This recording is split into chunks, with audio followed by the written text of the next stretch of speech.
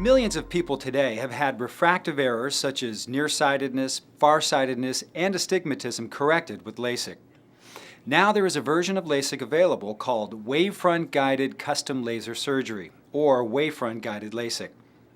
One of the main differences between conventional Lasik and Wavefront Guided Lasik is that with conventional Lasik, the laser tends to use the same power treatment over the center and periphery of the cornea, whereas with the Wavefront treatment, the treatment over the peripheral cornea is modified to further improve optical quality. For patients with larger pupils, particularly under low light conditions such as dusk or nighttime, quality of vision is generally improved. One of the keys to a successful Lasik procedure is the set of measurements your ophthalmologist takes to determine your refractive error. With Wavefront Guided Lasik, a special device is used to precisely measure the irregularities and variations in your eye. To understand how Wavefront works, it's important to understand how your eye focuses light. A perfect cornea allows light entering the eye to be focused evenly through the pupil and then fine-tuned by the eye's natural lens, so that light rays fall precisely onto the retina.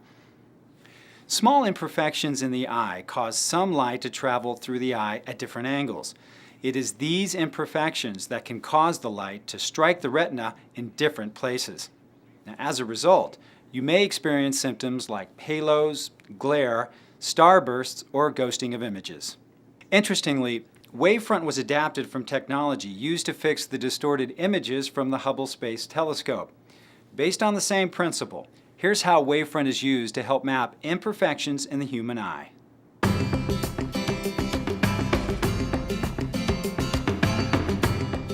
A targeted beam of light is sent through your eye and focused on the retina. As the wave of light rays are reflected back from the retina through the eye's vitreous, lens, pupil, and cornea, a sensor measures the irregularities in the wavefront pattern of light as it emerges from your eye. Using this measurement, the Wavefront computer is able to create an accurate three-dimensional map of your eye's visual system, including specific imperfections in the cornea. This Wavefront data is used to program the excimer laser, allowing your ophthalmologist to customize the reshaping of your cornea. Wavefront Guided Lasik not only corrects the eye's nearsightedness, farsightedness, or astigmatism, much as glasses or contacts do, but it corrects higher-order aberrations that cause glare, poor night vision, halos, and blurry images. Higher-order aberrations are distortions in your vision that cannot be corrected with glasses and contacts and can only be measured with Wavefront analysis. It's important to understand that Wavefront Guided Lasik may not be suitable for everyone. Your ophthalmologist can determine if Wavefront Guided Lasik is an option for you. If you are a candidate for this advanced procedure, you'll join a growing number of people who are enjoying a better quality of corrected vision.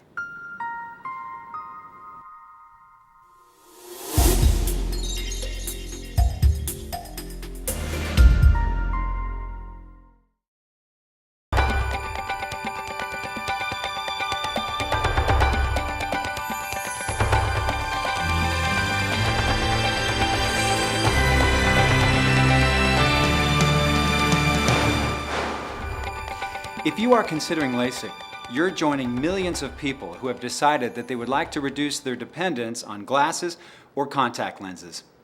You and your ophthalmologist will work together as a team so that you clearly understand how Lasik works and what you should expect from your surgery. When you talk with your doctor about Lasik, you should take as much time as you wish to make your decision before signing the informed consent forms. Just remember, as with any surgical procedure, you should have your questions answered before agreeing to have the surgery. Now, let's discuss some of the important things you should understand about Lasik. Lasik is a surgical alternative for correcting nearsightedness, farsightedness, and astigmatism. With Lasik, a microkeratome or laser is used to create a thin flap in the cornea. The flap is then opened like the page of a book to expose tissue just below the cornea's surface.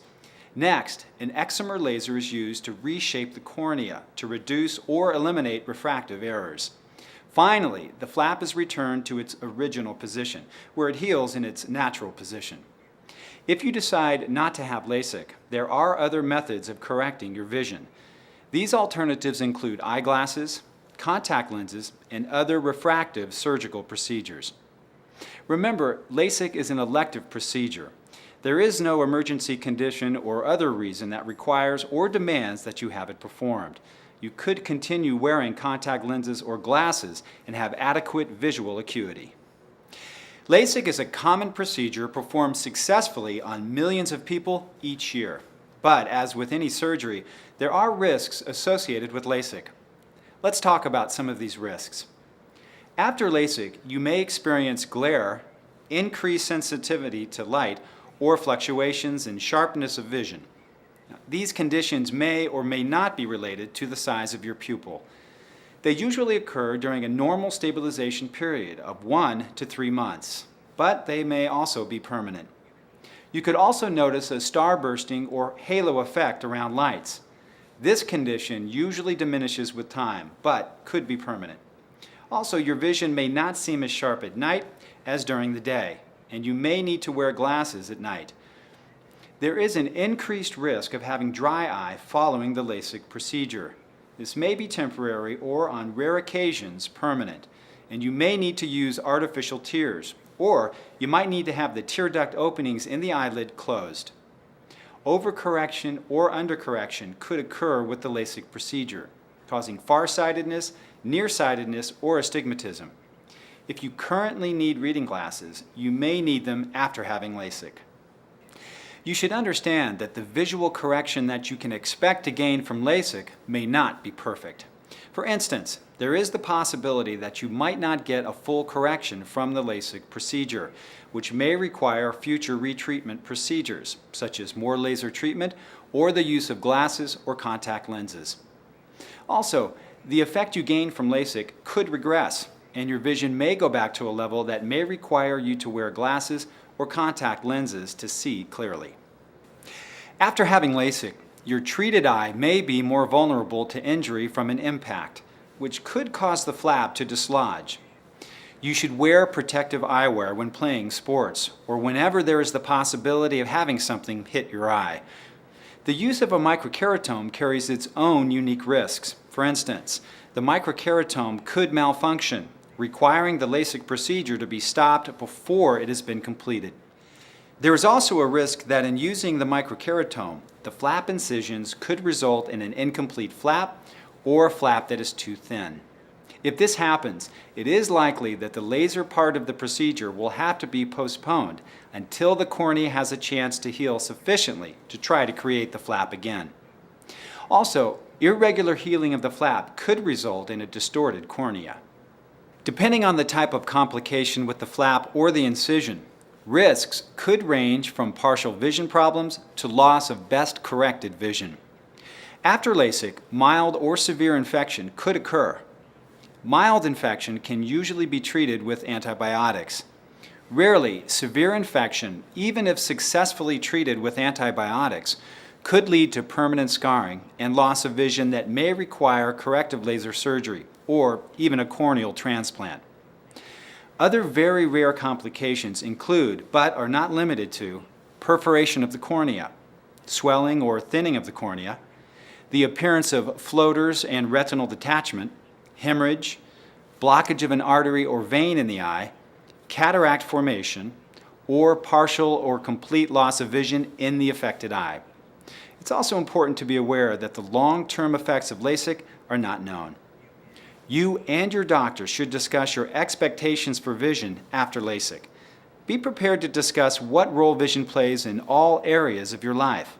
Remember, LASIK is an elected procedure. Depending on your vision needs and desires, it may be better to continue using glasses or contacts. You and your doctor can discuss this further. While the outcome in the overwhelming majority of LASIK procedures is excellent, it's important to remember that the results of any type of surgery cannot be guaranteed. Although it's impossible for your doctor to inform you of every potential complication that may occur with LASIK, he or she will aim to answer all your questions to your satisfaction.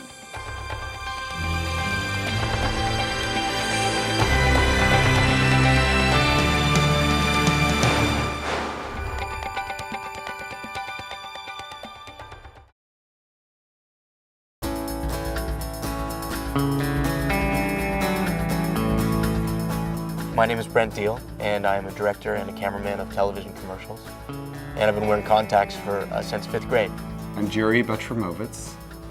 I am a certified financial planner, practitioner, and money manager. I've sailed the majority of my life, and one of the problems in sailing has been I'm often in the wind, and sometimes the wind would come underneath the contact lens, dislodge it or irritate or create dry eyes. Well, my name is Mary Stevens. I'm a scientist by profession. In my other life, I spend as much time as I can in the outdoors, hiking and biking and camping and a lot of backpacking.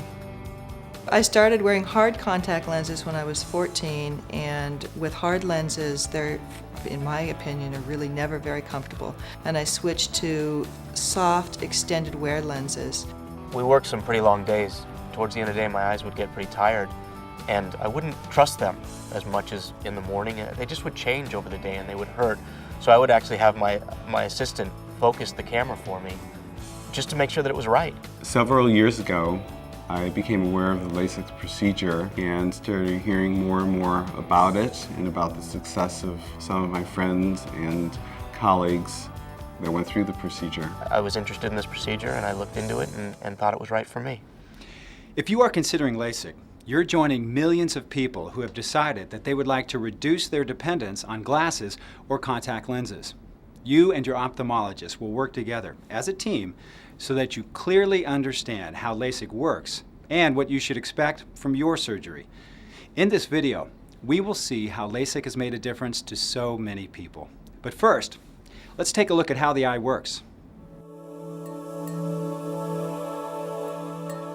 Light rays enter the eye through the clear cornea, then through the pupil and the lens.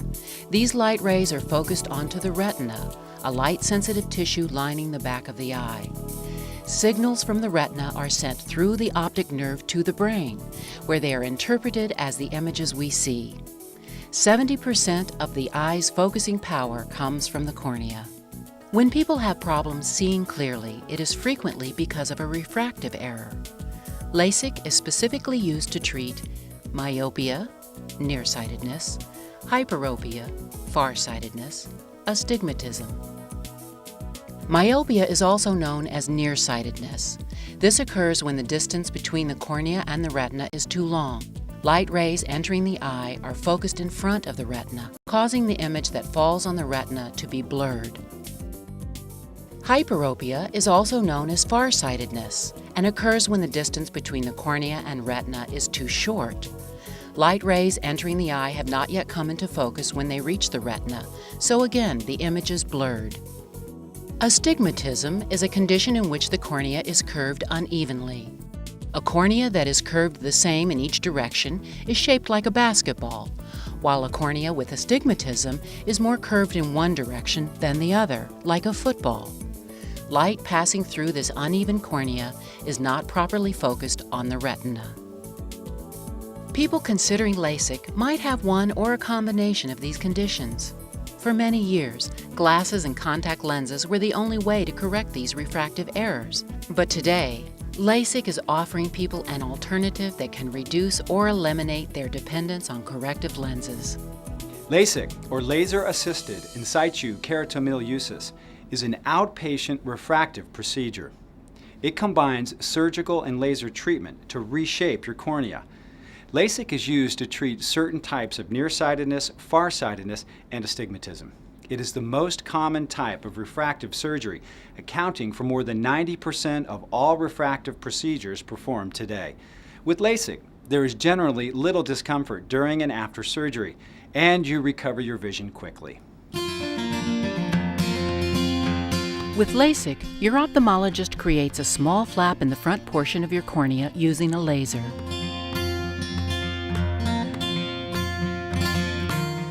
Tiny, quick pulses of laser light are applied to your cornea with a special laser device. Your doctor creates a flap in the cornea by gently separating the tissue. The corneal flap is then folded back. Once the flap is lifted to one side, laser energy is applied for a few seconds to a minute or so to reshape the cornea. Then the corneal flap is returned to its original position where it adheres naturally. After the procedure, the reshaped cornea focuses light more accurately on the retina. I felt that I was extremely well informed going into my surgery, not only with what I could expect as an outcome, but with the procedure itself. My wife dropped me off, and I went in, and they put the numbing drops in your eye, and then they march you into the big room. I was told that it would be a fairly short procedure. I was in an inclined, relaxed position. From what I understand, he puts something in your eye that keeps it open, and then he tells you to stare at this red light. They had me look into a red light and to concentrate and focus on that. And then literally in under a minute's time, the procedure from the laser machine was completed. I believe the LASIK procedure for me was 29 seconds. And everybody had told me it was a very quick procedure. And quite honestly, you don't believe that until you look at this red light for 15 seconds. And he backs off and says he's done. It was painless, completely painless, and came back out. They waited to make sure everything was settled back in place as it's supposed to be, checked me again in about an hour, put an eye shield on, and sent me home. To be considered a good candidate for LASIK, you must have a stable eyeglass or contact lens prescription within a correctable range. You must be free of significant eye disease, and you should also understand the potential risks and side effects of LASIK. Side effects of LASIK can include dry eye, undercorrection or overcorrection, which may require retreatment, or poor night vision. Less common side effects may include inflammation, infection, or irregular astigmatism. Talk with your doctor about these and other more serious complications that may arise from having LASIK. While complications generally are rare, it's important to discuss them fully with your ophthalmologist. It's also important to discuss your expectations for vision after surgery. I did not have any problems with side effects such as dryness. So I will say I was told to use some eye drop, fairly frequently. It was part of my post-op instructions, and perhaps that prevented any dryness. I didn't have any glare or hazing at night while driving. I didn't experience dry eyes. The only side effect I can see there are halos at night when I drive. If it's a dark environment and there are quite a few cars on the road, I see quite a bit of haloing. They got a little bit better and have now seemed to have leveled off, but I'm still 2 months into this. But if this is the biggest minus I have to deal with all of the pluses I get from this procedure, then that doesn't bother me. Back to one. Laser vision correction may greatly reduce your dependence on glasses or contact lenses, but you may not be able to discard your corrective lenses completely, particularly as you get older. I elected to have some reading glasses made for me so that I would be more comfortable reading for longer periods of time. But if you and your doctor decide LASIK is right for you, you may join millions of people who have had LASIK and are enjoying active lifestyles that are less dependent on glasses or contacts. In terms of having the LASIK procedure, all I can say is that I highly recommend it. Everyone, in fact, I know that has had it done has raved about the procedure. A couple of things I noticed right away were that colors were more vivid. I was almost overwhelmed by peripheral vision, noticing things out of the corner of my eye which I couldn't have seen out of my glasses or contact lenses. And so I had so much more information to deal with, which was very exciting. The majority of people get to take seeing for granted. The majority of us don't have bad eyes. I did have bad eyes, and I don't take seeing for granted. All my life I'd wanted good sight, and I didn't have it, and I do now. And it changes you on so many levels.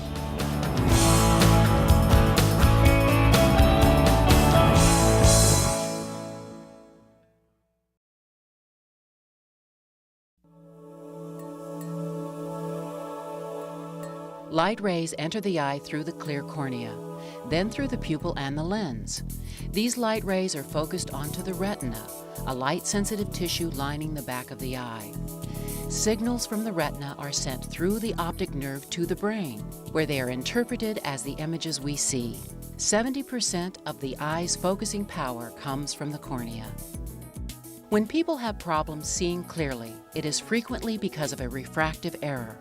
There are 4 main types of refractive error: myopia, nearsightedness; hyperopia, farsightedness; astigmatism, presbyopia.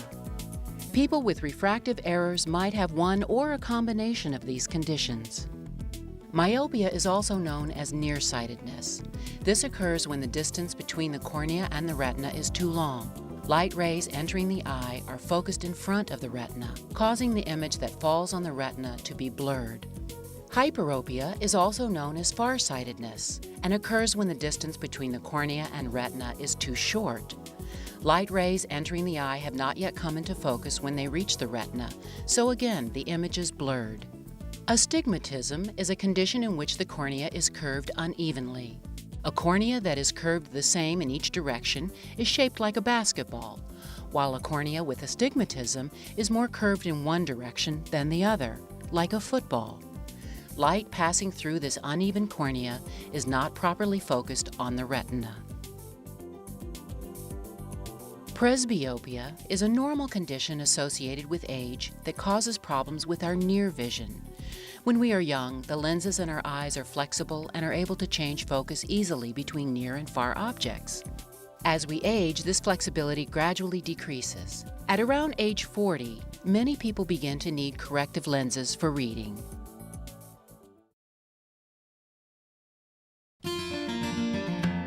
With Lasik, your ophthalmologist creates a small flap in the front portion of your cornea using an instrument called a microkeratome. Once the flap is lifted, laser energy is applied for a few seconds to a minute or so to reshape the cornea. Then the corneal flap is returned to its original position where it adheres naturally. After the procedure, the reshaped cornea focuses light more accurately on the retina.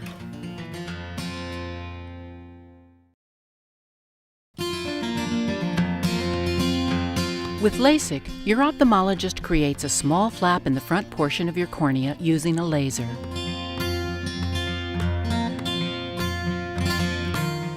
Tiny, quick pulses of laser light are applied to your cornea with a special laser device. Your doctor creates a flap in the cornea by gently separating the tissue. The corneal flap is then folded back. Once the flap is lifted to one side, laser energy is applied for a few seconds to a minute or so to reshape the cornea. Then the corneal flap is returned to its original position where it adheres naturally. After the procedure, the reshaped cornea focuses light more accurately on the retina.